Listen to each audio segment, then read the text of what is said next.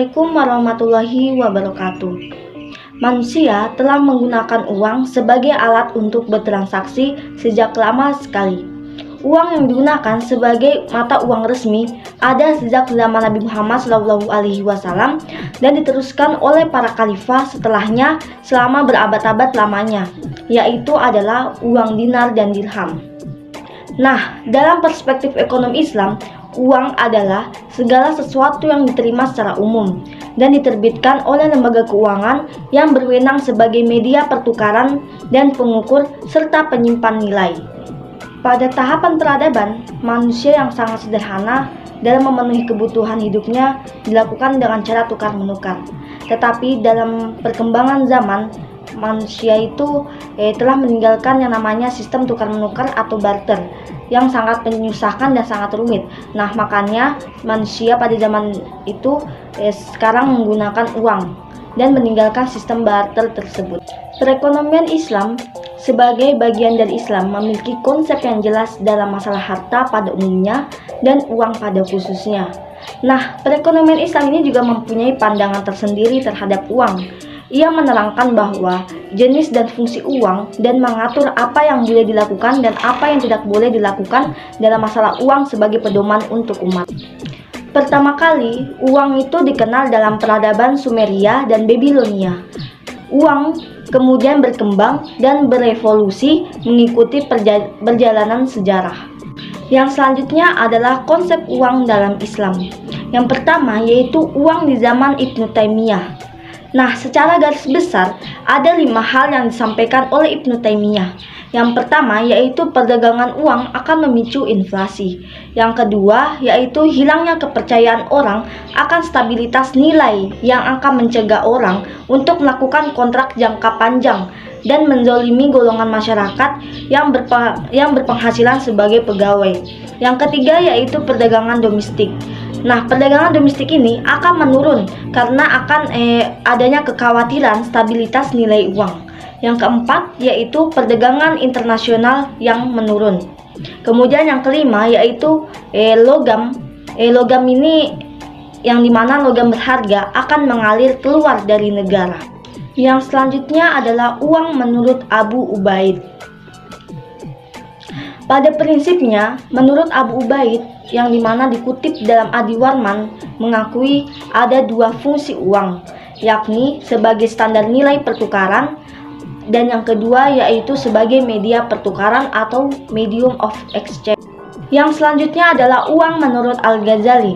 Al-Ghazali berpendapat bahwa dalam ekonomi, uang itu dibutuhkan sebagai nilai suatu barang. Dengan adanya uang sebagai ukuran nilai barang, maka uang ini akan berfungsi sebagai media pertukaran. Yang selanjutnya adalah uang menurut Ibnu Khaldun. Nah, Ibnu Khaldun dalam berpendapat ini dia menyatakan bahwa kekayaan suatu negara bukan ditentukan dari banyaknya uang, tetapi ditentukan oleh tingkat produksi negara tersebut dan neraca pembayaran yang positif.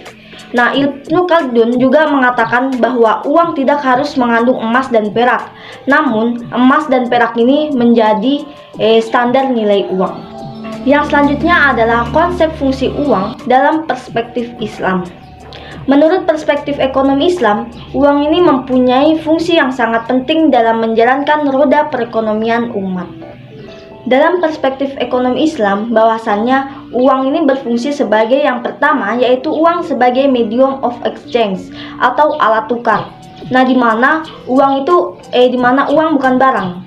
Jadi oleh karena itu, uang itu tidak boleh jadi komoditas perdagangan seperti barang-barang lainnya. Dalam hukum Islam, uang tidak boleh diperdagangkan kecuali dengan syarat harus tunai dan harus semisal. Nah, 2 syarat ini apabila tidak dipenuhi, maka perdagangan uang itu akan dimasuki oleh riba. Yang selanjutnya fungsi uang yaitu sebagai uang sebagai unit of account atau satuan hitung dan measure of value atau pengukur nilai, di mana yang artinya bahwa uang ini sengaja diciptakan untuk menunjukkan nilai berbagai barang dan jasa yang diperjualbelikan, menunjukkan kekayaan dan menghitung besar kecilnya hutang.